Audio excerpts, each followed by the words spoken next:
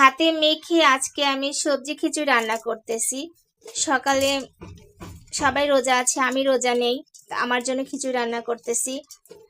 আম্মু বলতেছিল কি খাবা, রাইস নাকি রুটি নাকি খাবা। আমি বললাম যে আমি খিচুড়ি খাবো। তো বললাম যে আমি নিজেই রান্না করতেছি।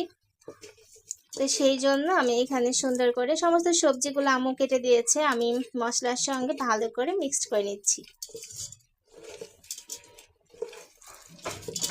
মাখাইয়ে আমি একই সময় একইভাবে রান্না করি। এটা আমি রাইস কুকার রান্না করবো। রাইস কুকারে খুবই ইজি রান্না। রাইস কুকারের জন্য আমি মাখাই নিচ্ছি। হাতে মাখাই নিয়ে পানিটা মাফ করে দিয়ে দিলে হয়ে যাবে। তো রাইস কুকারের মধ্যে এখন দিয়ে দিয়েছি, ব্যাস আমার সবজি খিচুড়ি রান্না হয়ে গেছে। জাস্ট একটু নেড়ে দিচ্ছি সব ঠিকঠাক আছে কিনা।